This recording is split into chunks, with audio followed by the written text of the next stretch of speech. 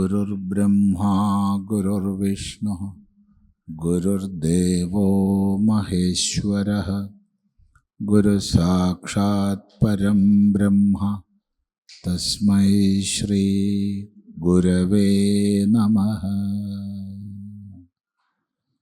നമ്മൾ വളരെ പ്രാഥമിക തലത്തിൽ നിന്ന് എന്താണ് ഉപനിഷത്ത്,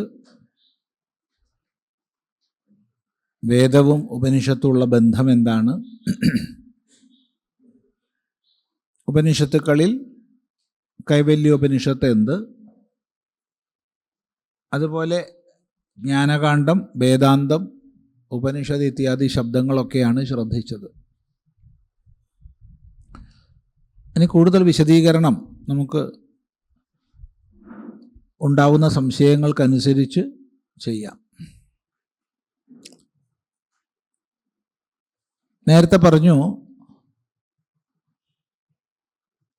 ഓരോ ഉപനിഷത്തിൻ്റെയും തന്നെ പഠനത്തിൻ്റെ ഭാഗമായിട്ട് ശാന്തി മന്ത്രം നമ്മൾ ചൊല്ലാറുണ്ട്, അനുസന്ധാനം ചെയ്യാറുണ്ട്.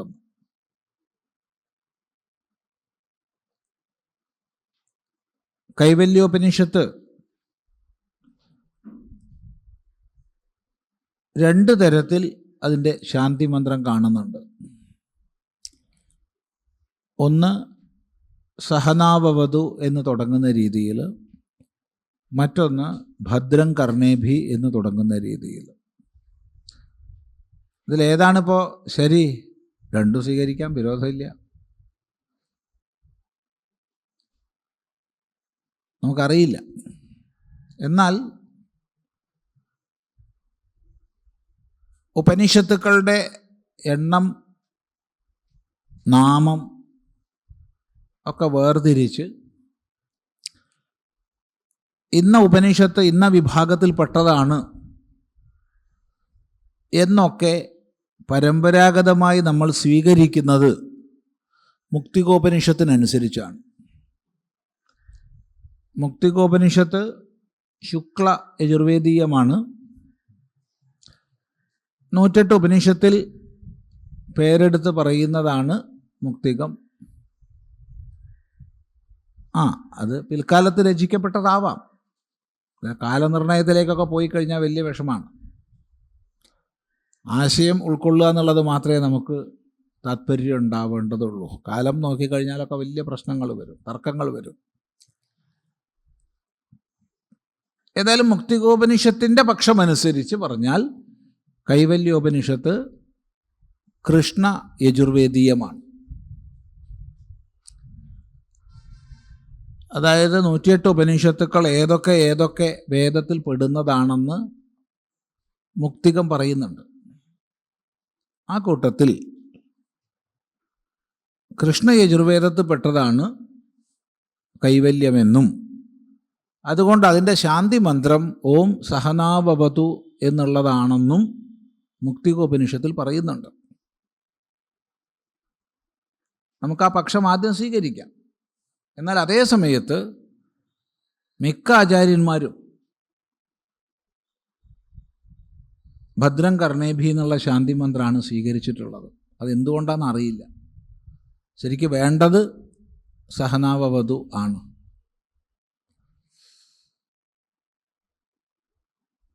ഏതനുസരിച്ച്? മുക്തിക അനുസരിച്ച്. അത്രേ പറയാനൊക്കെ. കാരണം മുക്തികോപനിഷത്തിൽ സ്പഷ്ടമായിട്ട് ഇത് കൃഷ്ണ യജുർവേദീയമാണെന്ന് പറഞ്ഞിട്ടുണ്ട്. അപ്പം അവിടെ കൃഷ്ണ യജുർവേദീയമായ ശാന്തി മന്ത്രം സാമാന്യമായി ഓം സഹനാഭവതു എന്ന് തുടങ്ങുന്നതാണ്. ചിലർക്കെങ്കിലും സംശയം ഉണ്ട്, എന്താ സാമാന്യമായി എന്ന് പറഞ്ഞത്? അപ്പോൾ വിശേഷമായിട്ട് വേറെ വല്ലതും ഉണ്ടോ? ഉണ്ട്. അത് കൃഷ്ണ യജുർവേദത്തിൽ തന്നെ പെട്ടതാണ് തൈത്തിരീയ ശാഖയും ആ ശാഖയിലെ ഉപനിഷത്തായ തൈത്തിരീയ ഉപനിഷത്തും. തൈത്തിരീയ ഉപനിഷത്തിന് 3 ഭാഗങ്ങളാണുള്ളത്, 3 വല്ലികൾ. വല്ലി എന്ന് പറഞ്ഞാൽ വള്ളി എന്ന് നമ്മൾ മലയാളത്തിൽ പറയും, ലത. അതിലാദ്യത്തേത് ശിക്ഷാവല്ലിയാണ്. ശിക്ഷാവല്ലിക്ക് മാത്രമായിട്ട് ഒരു ശാന്തി മന്ത്രമുണ്ട്. ഓം ശന്നോ മിത്ര ശംവരുണ ശന്നോ ഭവത്വര്യമാ എന്ന് തുടങ്ങുന്നത്. അതുകൊണ്ടാണ് സാമാന്യമായി എന്ന് പറയാൻ കാരണം. അത് വിശേഷമായിട്ടുള്ളതാണ്. സാമാന്യമായിട്ട് സഹനാവവതു എന്നുള്ളതാണ്. ഇവിടെ എല്ലാ ശാന്തി മന്ത്രങ്ങളും തന്നെ ആരംഭിക്കുന്നത് ഓംകാരത്തോടു കൂടിയിട്ടാണ്. ശാന്തി മന്ത്രങ്ങളെ നമുക്ക് വേദാന്ത പഠനത്തിൽ വക്താവും ശ്രോതാവും, പറയുന്ന ആളും കേൾക്കുന്ന ആളും, അവർക്ക് രണ്ടു പേർക്കും വേണ്ട, രണ്ട് വിഭാഗത്തിനും വേണ്ട മനോഭാവം വെളിവാക്കുന്നു എന്ന് പറയാം. അഥവാ ശാന്തിപാഠം ആരംഭത്തിലും അവസാനത്തിലും ഉപനിഷത്തിൻ്റെ താത്പര്യം ഓർമ്മിക്കുകയും ഓർമ്മിപ്പിക്കുകയുമാണെന്ന് പറയാം. അതുമല്ലെങ്കിൽ മംഗളാചരണമാണെന്ന് പറയാം ശാന്തി മന്ത്രം. അതുമല്ലെങ്കിൽ നിർവിഘ്നം ഈ പഠനം പരിസമാപിക്കണമെന്നുള്ള പ്രാർത്ഥനാഭാവത്തോടു കൂടി ഈ പഠനത്തിനൊരു വിഘ്നവും വരരുത് എന്നുള്ള ഒരു സങ്കല്പവും പ്രാർത്ഥനയുമാവാം. ഇങ്ങനെയൊക്കെ ശാന്തി മന്ത്രങ്ങളെ നമുക്ക് എടുക്കാം. മംഗളാചരണമായിട്ടെടുക്കാം, വക്താവിനും ശ്രോതാവിനും വേണ്ട മനോഭാവത്തെ വളർത്തുന്നതായിട്ടെടുക്കാം, ഉപനിഷത്തിൻ്റെ താത്പര്യം സാരം പറയുന്നതായിട്ടെടുക്കാം, വിഘ്നങ്ങളൊന്നും ഉണ്ടാവരുത് എന്നുള്ള പ്രാർത്ഥനയായിട്ടും എടുക്കാം. അങ്ങനെ വരുമ്പോൾ കൃഷ്ണ യജുർവേദീയമായ സഹനാവവതു ഓംകാരത്തോടു കൂടി ആരംഭിക്കുന്നു. ഓം. ഓംകാരത്തിൻ്റെ ഉച്ചാരണം തന്നെ ഏറ്റവും വലിയ മംഗളാചരണമായിട്ടാണ് നമ്മൾ മാനിക്കുന്നത്. പരമ്പരാഗതമായിട്ട് ഓം എന്ന് പറയുന്നത് തന്നെ മംഗളാചരണമാണ്.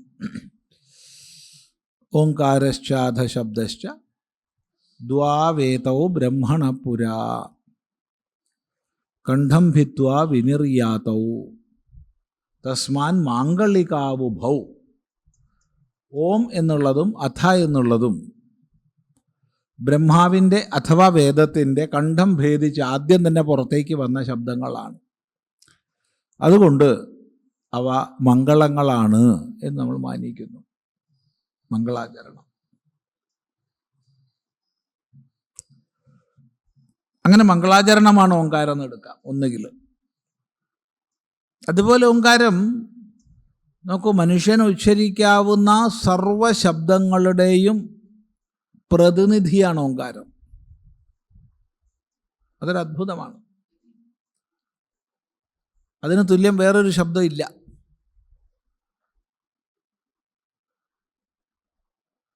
നമ്മുടെ ഉച്ചാരണ സ്ഥാനങ്ങൾ നോക്കിയാൽ മതി. നമ്മൾ ശബ്ദം ഉച്ചരിക്കുന്നത് പ്രയത്നം അടിയിന്നേ വരുന്നുണ്ട്, നാഭിന്നേ വരുന്നുണ്ട് പ്രയത്നം.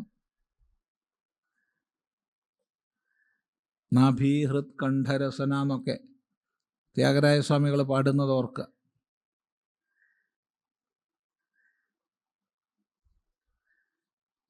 എന്നാൽ ശബ്ദസ്ഥാനങ്ങൾ കണ്ഠം മുതലാണ്. കണ്ഠത്തിന് താഴെയൊന്നും ഉച്ചാരണമില്ല. പുറമെയോ ചുണ്ടുകളാണ്. ചുണ്ടുകൾക്ക് പുറമേന്ന് ഉച്ചാരണമില്ല. മുകളിലോ നാസികയാണ്. നാസികയ്ക്ക് മുകളിൽ ഉച്ചാരണമില്ല. അപ്പം ഇത്രയും സ്ഥാനങ്ങളിലാണ് മനുഷ്യൻ്റെ ശബ്ദോച്ചാരണ സ്ഥാനങ്ങൾ. അ അധികം ഉ അധികം മ. പിന്നെ അവാച്യ ധ്വനി തരംഗങ്ങളും ചേർന്നതാണ് ഓങ്കാരം. അകാരം കണ്ഠത്ത് നിന്നാണ്. ഓ ഉ ഉ ഉ ഓഷ്ഠങ്ങളിൽ നിന്നാണ്. ഉ മ ഓഷ്ഠങ്ങളും നാസികയും ചേർന്നിട്ടാണ്. നമ്മൾ മ പെട്ടെന്ന് നാസികയാൻ തോന്നും നമുക്ക്. ഓഷ്ടമാണെന്ന് തോന്നും മ എന്ന് ഉച്ചരിക്കുമ്പോൾ. പക്ഷെ മൂക്ക് പൊത്തി ഉച്ചരിച്ചാൽ മതി, അപ്പം മനസ്സിലാവും.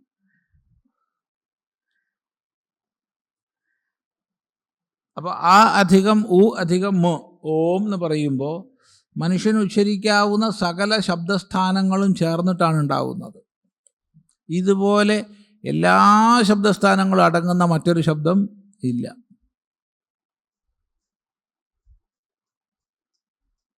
ഇത് മാത്രമേ ഉള്ളൂ. അതുകൊണ്ട് ഓംകാരം മനുഷ്യൻ്റെ സകല ശബ്ദങ്ങളുടെയും ഏക പ്രതിനിധിയാണെന്ന് പറയാം, മംഗളാചരണാണെന്ന് പറയാം. ഇനി അനാദികാലമായി വേദത്തിൽ ബ്രഹ്മവാചകമായിട്ടാണ്, ബ്രഹ്മപ്രതീകമായിട്ടാണ്, ബ്രഹ്മനാമമായിട്ടാണ് ഓംകാരത്തെ പറഞ്ഞിട്ടുള്ളത്. ഓം ഇതി ബ്രഹ്മ, ഓം ഇത്യേകാക്ഷരം ബ്രഹ്മ, ഓം ഇതീദം സർവം. എത്ര ശ്രുതികളാണ്.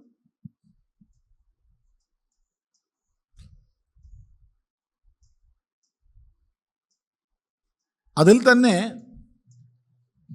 മായായുക്തമായ അപരബ്രഹ്മവും നിർമായമായ പരബ്രഹ്മവും ഒരുപോലെ ഓങ്കാരമാണ്. അത് ഉപനിഷത്ത് വ്യക്തമായി പറയുന്നുണ്ട്. പ്രശ്നോപനിഷത്തിൽ ഏതദ്വൈ സത്യകാമ പരം ച അപരം ച ബ്രഹ്മയദോങ്കാരഃ എന്ന്. ഹേ സത്യകാമ, പരബ്രഹ്മവും അപരബ്രഹ്മവും ഓങ്കാരമാണ് എന്ന്.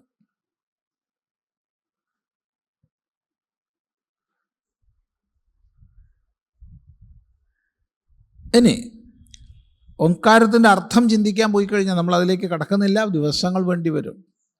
ഇത്രമാത്രം സൂചിപ്പിക്കട്ടെ, രണ്ട് രീതിയിൽ ഓങ്കാരാർത്ഥം നിരൂപണം ചെയ്യാറുണ്ട്.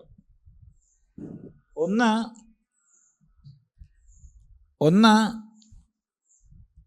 ഓങ്കാരത്തെ അതേപടി ഓം ഇതി ബ്രഹ്മ എന്നെടുക്കുക, സമസ്തമായിട്ട്. അതാണ് ഒരു നിരൂപണം. മറ്റൊന്ന് അതിനെ മുറിക്കുക, ആ ഓ മ അവാച്യ ധ്വനി തരംഗങ്ങൾ. പിന്നെ ഈ അവാച്യ ധ്വനി തരംഗങ്ങളിൽ തന്നെ 3 വരും കേട്ടോ: ബിന്ദു, നാദം, കല. കല എന്ന് പറയുമ്പോഴത്തേക്ക് അടുത്ത ഓങ്കാരം തുടങ്ങി. കലയിൽ നിന്നാണ് അടുത്തത് ആവിർഭവിക്കുന്നത്.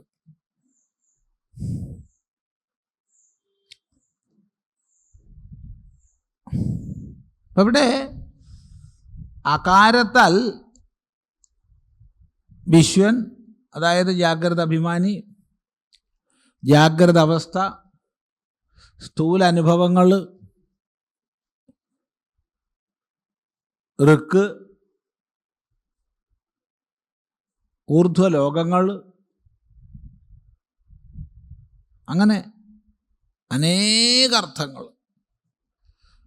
ഉകാരത്താൽ സ്വപ്നാവസ്ഥ, തദനുഭവിയായിരിക്കുന്ന തൈജസൻ, സൂക്ഷ്മം, രജുസ്, മധ്യമലോകം, അങ്ങനെ പോകും. അനേകർത്ഥങ്ങളുണ്ട്. മകാരത്താൽ സുഷുപ്തി, തദനുഭവിയായ പ്രാജ്ഞൻ, കാരണാവസ്ഥ, സാമം, അധോലോകങ്ങൾ, അങ്ങനെ പോകും. ഈ 3നെയും അതിക്രമിച്ച് നിൽക്കുന്ന പരമതത്വത്തെ യാതൊന്നിനെ വേദാന്തം തുരീയം എന്ന് പറയുമോ, അതാണ് അവാച്യങ്ങളായ ധ്വനി തരംഗങ്ങൾ പറയുന്നത്. ഇതൊന്നും അല്ല ഓങ്കാരത്തിന്, വളരെ വിശദമായി പറയേണ്ടതാണ്. ഇതിലേക്കൊരു നല്ലൊരു എത്തിനോട്ടം ലഭിക്കാൻ അത്രേ പറയുന്നുള്ളൂ. ശിവമഹിംന സ്തോത്രത്തിലെ ത്രയീ തിസ്രോ വൃത്തിസ് ത്രിഭുവനമധോ ത്രീന്നപി സുരാൻ എന്നുള്ളൊരു ശ്ലോകം ശ്രദ്ധിച്ചാൽ നന്നാവും. അതുപോലെ 2 ശ്ലോകങ്ങളിൽ മേൽപ്പത്തൂര് നാരായണീയത്തിൽ ഓങ്കാരാർത്ഥം വിചാരം ചെയ്തിട്ടുണ്ട്. ശ്ലോകം ഇപ്പോൾ തോന്നണില്ല, 2 ശ്ലോകങ്ങളിൽ.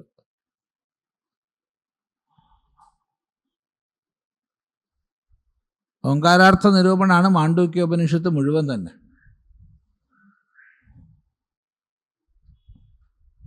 ഏതായാലും അങ്ങനെയെല്ലാമുള്ള ഓങ്കാരത്തെ പറഞ്ഞ് തുടങ്ങുകയാണ്. ഓം, എന്നിട്ട് ഒരു പ്രാർത്ഥന അഥവാ ഒരു സങ്കല്പം. എന്താ അത്? സഹനാവവതു.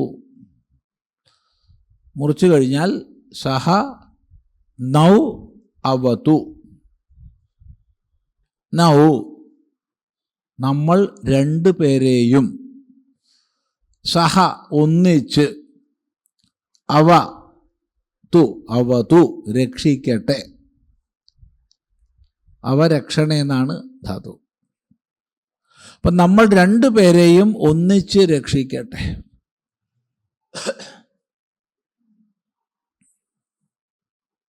ഇതാണ് ആദ്യത്തെ സങ്കല്പം അഥവാ പ്രാർത്ഥന. ആരാ രണ്ടുപേര്? പറയുന്ന ആളും കേൾക്കുന്ന ആളും. അത് പ്രത്യേകം ശ്രദ്ധിക്കണം. നമ്മൾ 1,00,000 പേരിരുന്ന് കേൾക്കുന്നുണ്ടെങ്കിലും വേദാന്തം പഠിക്കുമ്പോൾ ഞാൻ ഒറ്റയ്ക്കാണ് കേൾക്കുന്നത് എന്നുള്ള ഭാവം വേണം. അവിടെ ചർച്ച ചെയ്ത് മനസ്സിലാക്കാനൊന്നുമില്ല. ഞാൻ ഒറ്റയ്ക്കാണ്. ലോകം മുഴുവൻ ബന്ധിക്കപ്പെട്ടിരിക്കുക. ഈ ലോകത്തിലെ ഒരു ശക്തിയും തന്നെ എൻ്റെ മനസ്സിനെ, ബുദ്ധിയെ മറ്റു തലങ്ങളിലേക്ക് ആകർഷിക്കാനില്ല. ആ ഒരു ഭാവനയിൽ വേദാന്തം പഠിക്കുമ്പോഴാണ് അത് ഉള്ളിൽ കയറുന്നത്, ഏകാഗ്രതയോടുകൂടി. ശരി, വക്താവും ശ്രോതാവും, പറയുന്ന ആളും കേൾക്കുന്ന ആളും, ഗുരുവും ശിഷ്യനും, രണ്ടുപേരും ഒന്നിച്ച് രക്ഷിക്കപ്പെടട്ടെ.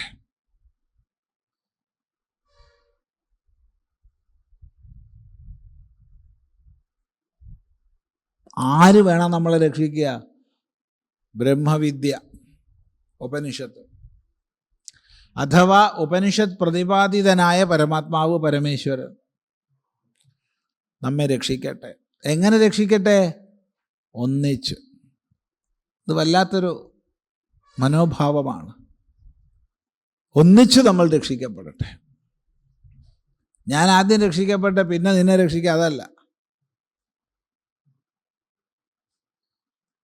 ഒന്നിച്ച്. ഈ ഒന്നിച്ചെന്നുള്ള ചിന്ത ഇല്ലാതായതാണ് നമ്മുടെ എല്ലാ നാശങ്ങൾക്കും ക്ഷയങ്ങൾക്കും കാരണമായത്. ഉപനിഷത്തിൽ നിന്ന് നമ്മൾ അകന്നുപോയി. ഉപനിഷത്ത് നമുക്ക് നൽകുന്നത് ഒന്നിച്ചെന്ന ചിന്തയാണ്. നമ്മൾ ഭിന്നിച്ചായി. ചിന്തിക്കുക. അതുകൊണ്ട് ഒന്നിച്ചെന്നുള്ള ചിന്തയെ രണ്ടാമതും കൊണ്ടുവരണം, എന്നാലേ രക്ഷപ്പെടാൻ പറ്റൂ. അപ്പം നമ്മൾ രണ്ടുപേരെയും ഒന്നിച്ച് രക്ഷിക്കട്ടെ. എന്താണ് രക്ഷ? അപ്പം ചിന്തിച്ചോളുക.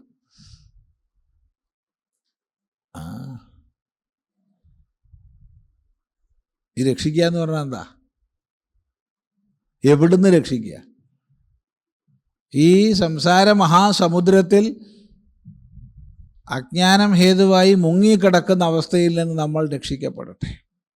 അതാണ് സഹനാവവതു സഹനൗ ഭുനക്തു.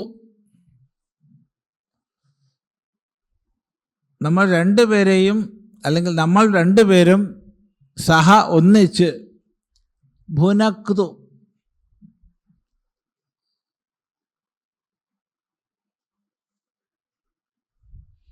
ഭുനക്തു എന്നുള്ളതിന് പാലിക്കപ്പെടട്ടെ എന്നർത്ഥം പറയണം. നമ്മൾ രണ്ടുപേരും ഒന്നിച്ച് പാലിക്കപ്പെടട്ടെ. ആരാൽ? ബ്രഹ്മവിദ്യയാൽ, അഥവാ ബ്രഹ്മവിദ്യ പ്രതിപാദിതനായ ഈശ്വരനാൽ. ശ്രദ്ധിക്കണേ, നമ്മൾ രണ്ടുപേരും ഒന്നിച്ച്, അതാണ് ഇതിൻ്റെ മഹത്വം. അപ്പം ഇവിടെ ഈ രക്ഷിക്കുക, പാലിക്കുക.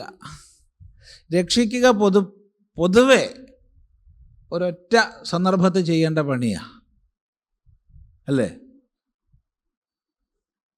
പാലിക്കുകയോ ദീർഘകാലീനമായ പണിയാണ്. രക്ഷിക്കുക എന്നുള്ളത് ഒറ്റ പ്രാവശ്യമേ ഉണ്ടോ, 2 പ്രാവശ്യം രക്ഷിക്കേണ്ട ആവശ്യമില്ല.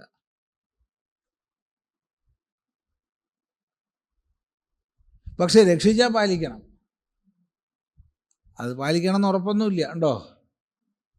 രക്ഷിച്ചവരൊക്കെ പാലിക്കണം എന്ന് വല്ല നിർബന്ധമുണ്ടോ? എന്താ അഭിപ്രായം നിങ്ങളുടെ?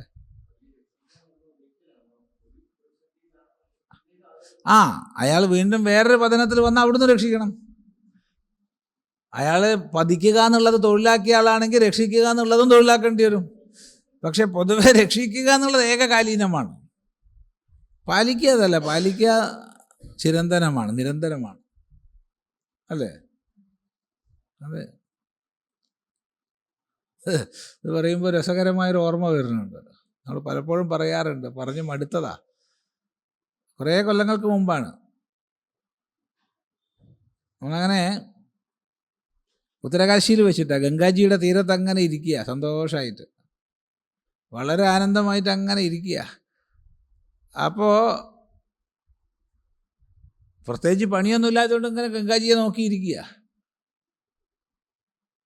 പണി പറഞ്ഞാൽ ചാപ്പാടടിക്കല്ലാണ്ട് വേറെന്ത് പണിയാണുള്ളത്? അതിനായിട്ടുമില്ല.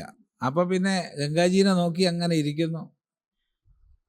അപ്പോൾ ഒരു കറുത്ത ഒരു സാധനം ദൂരെ നിന്ന്, അതെന്താ അത്? വളരെ ദൂരെ നിന്നാ, എന്തെന്ന് തിരക്കേടില്ല, അത് പട്ടിയാന്ന് തോന്നണോ? അപ്പം നമ്മൾ ഇരിക്കുന്നതിൻ്റെ അടുത്ത് തന്നെ വലിയ വടിയുണ്ട്, വലിയ മുളയല്ല, അതൊരു യൂക്കാലിപ്റ്റസ് പോലുള്ളൊരു നീണ്ട വടിയാണ്. അത് ഗംഗാജിയിലേക്ക് ഇട്ടു. ഇതെന്തായാലും വന്ന് തടഞ്ഞോട്ടെ എന്ന് വിചാരിച്ചിട്ട്. അപ്പം വിചാരിച്ചതുപോലെ തന്നെ അത് അവിടെ തടഞ്ഞു. വലിയൊരു പട്ടിയാണ്. ഹിമാലയത്തിലെ പട്ടികളെ കണ്ടവർക്കറിയാം, ധാരാളം രോമമൊക്കെ ആയിട്ടുള്ളതാണ്. ഇത്ര സ്നേഹിക്കണ ജാതി വേറെയില്ല. ഏതായാലും അയാൾ അത് ആ വടി തടഞ്ഞ് ഇങ്ങനെ വന്ന് കയറി, രക്ഷപ്പെട്ടു. പാവം, രക്ഷപ്പെട്ടു, നല്ലത് തന്നെ. അപ്പം രക്ഷിക്കൽ കഴിഞ്ഞു കേട്ടോ. ഉപദ്രവമായി ഇതിനെ കൊണ്ട്, ഇതിനെ പോണ്ടേ? പിന്നെ ഇതിനെ കൊണ്ട് ഉപദ്രവമായി. ഇത് അങ്ങോട്ട് നടന്നാൽ കൂടെ ഉണ്ടാവും, ഇങ്ങോട്ട് നടന്നാൽ കൂടെ ഉണ്ടാവും. ഞാൻ പറയാം, എടാ നീ പോ, നിന്റെ വഴിക്ക് പോ, നിന്നെ രക്ഷിച്ചത് ഉപദ്രവമായി, വല്ലാണ്ട് കഴിച്ചാൽ നിന്നെ അതിൽ തന്നെ കൊണ്ടാടേണ്ടി വരും. പാവം പോയി. അവസാനം പൂവല്ലാണ്ട് എന്ത് ചെയ്യും? നമ്മളെ തണ്ടി തിന്നാണ്. പിന്നെ ഇതിനെ കൊണ്ട് എങ്ങോട്ട് പോവും? നമ്മളൊരു ആശ്രമത്തിൽ താമസിക്കുകയാണ്. അവിടെ മുറി മുകളിലാണ്. അവിടത്തേക്ക് ഇതിനെ കൊണ്ടുപോകാൻ പറ്റില്ല, അവിടത്തേക്ക് പ്രവേശനമില്ല പട്ടിക്ക്. അപ്പം എന്ത് ചെയ്യും? അവിടെ നീ പോ, നിന്നെ പാലിക്കാനുള്ള കഴിവ് എനിക്കില്ല, ഇനി നീ ഉപദ്രവിക്കുകയാണെന്ന് വെച്ചാൽ നിന്നെ പിടിച്ച് അതിൽ തന്നെ ഇടേണ്ടി വരും. അത് പോയി. അത് കേട്ടോ, മലയാളം മനസ്സിലായി ഉണ്ടാവുമെന്ന്. അത് പോയി. അപ്പോൾ പറഞ്ഞതിൻ്റെ താല്പര്യം എന്താ വെച്ചാൽ, ഈ രക്ഷിക്കുക എന്നുള്ളത് ഏകകാലീനമാണ്, പാലിക്കുക എന്നുള്ളത് നിരന്തരമാണ്. ബ്രഹ്മവിദ്യ നമ്മെ സംസാരത്തിൽ നിന്ന് രക്ഷിക്കണം, പോരാ, വീണ്ടും പതിച്ചു പോകാതെ പാലിക്കണം. ഒരു നിമിഷം മതി. തത്വവിജ്ഞാനി ആയിക്കഴിഞ്ഞാൽ പിന്നെ പതനമില്ല. പക്ഷെ അതുവരെ സാധകൻ എപ്പോൾ വേണമെങ്കിലും വീഴ്ച വരാം. എത്ര ഉയർന്ന അവസ്ഥയിലുള്ള സാധകനായാലും വീഴ്ച വരാം. വിജ്ഞാനിക്ക് വീഴ്ചയില്ല, പക്ഷെ ഏതൊരു ജ്ഞാനിക്കും വീഴ്ച ഉണ്ടാവാം. ഇനി മറ്റൊന്നുകൂടിയുണ്ട്, നമ്മൾ എത്ര ഉയരത്തു നിന്നാണോ വീഴുന്നത് അത്രയ്ക്ക് പരുക്ക് കൂടാനുള്ള സാധ്യത ഉണ്ട്. അപ്പോൾ അങ്ങനെ പറയാനൊന്നും വയ്യാട്ടോ. ചിലപ്പോൾ നിന്നെടുത്ത് വീണാൽ തന്നെ ഇല്ലൊക്കെ പൊട്ടാറുണ്ട്. ചിലർ വളരെ ഉയരത്ത് വീണാലും ഒന്നും പറ്റാറില്ല. എങ്കിലും പൊതുവെ ലൗകികമായൊരു നിയമം അനുസരിച്ച് പൊക്കം കൂടുന്നതിനനുസരിച്ച് പരുക്ക് കൂടാൻ സാധ്യതയുണ്ട്, അല്ലേ? അത് പ്രത്യേകം ശ്രദ്ധിക്കണം. അതെപ്പോൾ വേണമെങ്കിലും വീഴാം, എപ്പോൾ വേണമെങ്കിലും വീഴാം. അത് മനസ്സിലാക്കണം. അപ്പം അതുകൊണ്ട് രക്ഷിക്കണമേ എന്ന് പറഞ്ഞ പോലെ പാലിക്കണമേ. ഇനി ഒരു പതനം വരാത്ത രീതിയിൽ ഞങ്ങൾ രണ്ടുപേരെയും പാലിക്കണമേ. ഇതാണ് അതിൻ്റെ ശുദ്ധമായ അർത്ഥം. എന്താ ശുദ്ധമായ അർത്ഥം എന്ന് പറയുന്നത്? അപ്പം അശുദ്ധമായിട്ട് അർത്ഥമുണ്ടോ? ചോദ്യം. അശുദ്ധം എന്ന് പറയാൻ വയ്യ, എങ്കിലും പാണിനീയത്തിനനുസരിച്ച് അർത്ഥം ഇതാണ്. എന്നാൽ വേദത്തിന് അർത്ഥം പറയുമ്പോൾ പൂർണ്ണമായി പാണിനീയത്തെ അനുസരിച്ചോളണം എന്നൊരു നിയമമൊന്നുമില്ല. മനസ്സിലായില്ല?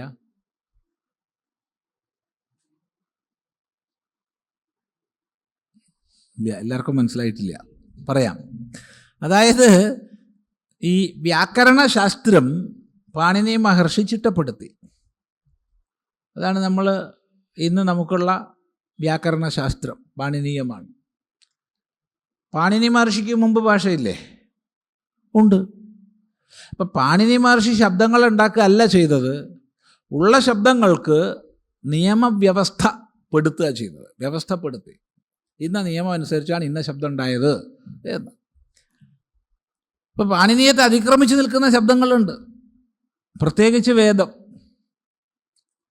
ഇപ്പം വേദത്തിൽ എല്ലാ ശബ്ദങ്ങളും പാണിനീയം അനുസരിച്ച് മാത്രമേ അർത്ഥം പറഞ്ഞുകൂടൂന്നൊന്നുമില്ല. അങ്ങനെ പാണിനീയത്തിൽ നിന്ന് മാറിക്കഴിഞ്ഞാൽ നമുക്ക് വേറെ അർത്ഥവും പറയാം. അത് ഭക്ഷിപ്പിക്കട്ടെ എന്നാണ്. ഭുജ്, ഭക്ഷണം കഴിക്കുക. ഭുജ് ധാതുവിന് രണ്ടർത്ഥങ്ങളാണ് പാണിനി പറയുന്നത്. ഒന്ന് ഭക്ഷിക്കുക, രണ്ട് രക്ഷിക്കുക, പാലിക്കുക. ഇവിടെ ഇത് പരസ്മൈപദ പ്രയോഗം ആയതുകൊണ്ട് പാണിനി പരസ്മൈപദം അനുവദിച്ചിട്ടുള്ളത് പാലിക്കുക എന്നുള്ള അർത്ഥത്തിൽ മാത്രം. ആത്മനേപദത്തിലാണ് ഭക്ഷിക്കുക എന്നുള്ളത് അനുവദിച്ചിട്ടുള്ളത്. അതുകൊണ്ടാണ് പാണിനിയത്തിൽ നിന്ന് മാറി പറഞ്ഞാൽ എന്ന് പറഞ്ഞത്. പാണിനീയ നിയമത്തിൽ നിന്ന് മാറി പറഞ്ഞാൽ നമ്മെ ഭക്ഷിപ്പിക്കട്ടെ എന്നും അർത്ഥം വരും. ഈ ബ്രഹ്മവിദ്യ പ്രതിപാദിതമായ അമൃതത്തെ നമുക്ക് ഭക്ഷിപ്പിക്കട്ടെ രണ്ടു പേർക്കും. നല്ല അർത്ഥം അത്. പക്ഷെ നല്ല അർത്ഥം കിട്ടണമെങ്കിൽ പാണിനിയത്തിൽ നിന്ന് മാറണം എന്നർത്ഥം.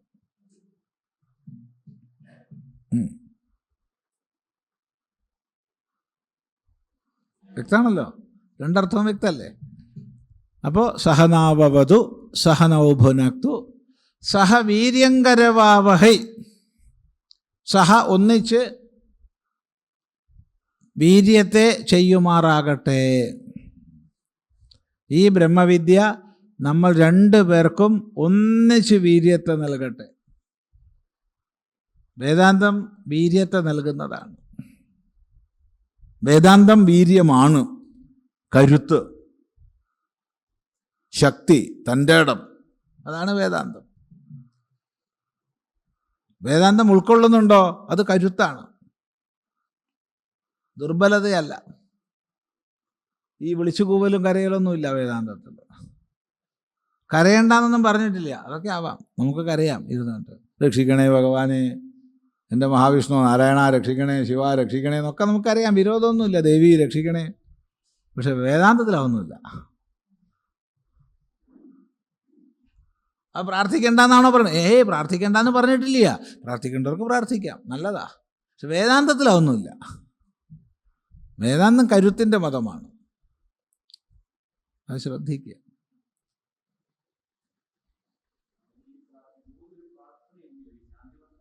ശാന്തിമന്ത്രം പോലെ ഒരു പ്രാർത്ഥനയാണ്. ഒരു വൈരുദ്ധ്യമാണ് അവിടെ. അവിടെ അവിടെ തന്നിലൊരു ദീനഭാവം കൽപ്പിച്ചിട്ടുള്ള പ്രാർത്ഥനയില്ല. എന്നൊന്നിനും കൊള്ളൂല്ലേ, നരനായി ഇങ്ങനെ ജനിച്ചു ഭൂമിയിൽ, പിന്നെ എന്തായിട്ട് ജനിക്കണം? കേട്ടില്ലേ? നരനായി ഇങ്ങനെ ജനിച്ചു ഭൂമിയിൽ, നരകവാരുധി നടുവിൽ ഞാൻ. എന്തൊരു ആനന്ദത്തിന് നടുക്കാൻ നമ്മളുള്ളത്. എന്തൊരു സുഖം അവിടെ. നരകവാരുതിയോ? വെറുതെ പറയണ. ഒരു നരകവാരുതിയല്ല, ആനന്ദമാണിവിടെ. ഇത്രയും ശ്രേഷ്ഠമായ മനുഷ്യജന്മം, അതും ഈ ഭാരതത്തിൽ ജനിക്കാൻ ഇടവരിക എന്ന് പറഞ്ഞാൽ ഇതിൽ പരം എന്താ പനി കിട്ടേണ്ടത്? എന്നിട്ടും പറയാ നരകവാരുതി നടുവിൽ ഞാൻ. അതൊന്നും ഉപനിഷത്തിന് സമ്മതമല്ല. അത്രയേ ഉള്ളൂ. അത് വേണ്ടെന്ന് പറഞ്ഞിട്ടില്ല, അത് വേണ്ട തലത്തിൽ അത് വേണം. എല്ലാവർക്കും ഇപ്പോൾ ഉപനിഷത്തിലേക്ക് വരാൻ പറ്റുമോ? ഒരു 10,000 പേരിൽ ഒരാൾക്ക് രണ്ടാൾക്കൊക്കെ ഉപനിഷത്തിലേക്ക് വരാൻ പറ്റുള്ളൂ. ബാക്കിയുള്ളവർക്കൊക്കെ വഴി വേണ്ടേ? അവിടെ കൊട്ടും പാട്ടും കീർത്തനവും ചാട്ടും ഒക്കെ വേണം. ചിലർക്ക് അതും മതിയാവില്ല. അപ്പോൾ അതിനപ്പുറത്തുള്ളത് വേണം. കാരണം എല്ലാവർക്കും ചേർന്ന എല്ലാവരെയും ഉയർത്താനുള്ള പദ്ധതികൾ സനാതന ധർമ്മ വ്യവസ്ഥയിലുണ്ട്. അത് പ്രത്യേകം ശ്രദ്ധിക്കുക. വളരെ അർത്ഥവത്തായിട്ട് തൻ്റെ ഒരു പ്രഭാഷണത്തിൽ വിവേകാനന്ദ സ്വാമികൾ അമേരിക്കയിൽ വെച്ചിട്ടാണ് പറഞ്ഞിട്ടുണ്ട്, നിങ്ങൾക്ക് ജോണിനും ജോസഫിനും തോമസിനും ഒരേ കോട്ട് ഒരേ ഹാറ്റ്, ഞങ്ങൾക്കതല്ല, ഞങ്ങൾക്ക് അളവിനനുസരിച്ച് കോട്ടും ഹാറ്റും എന്ന്. അതാണ് അബ്രഹാമിക് മതങ്ങളും സനാതനധർമ്മമുള്ള വ്യത്യാസം. ഇവിടെ അധികാരി ഭേദമനുസരിച്ച് ഓരോരുത്തർക്ക് യോജിക്കുന്ന വഴികൾ. ഒന്നും തെറ്റല്ല, തെറ്റെന്ന് പറഞ്ഞേക്കരുത്. എല്ലാവർക്കും ഒന്നല്ല. എന്നാൽ വേദാന്തത്തിലേക്ക് വരുമ്പോൾ അത് വീര്യമാണ്. നായമാത്മാ ബലഹീനേന ലഭ്യ. ബലഹീനാൽ ഇത് ലഭിക്കപ്പെടില്ല. ബലം അതാണ് കരുത്ത്. ഇത് നമുക്ക് രണ്ടു പേർക്കും ഒന്നിച്ചുണ്ടാകുമാറാകട്ടെ.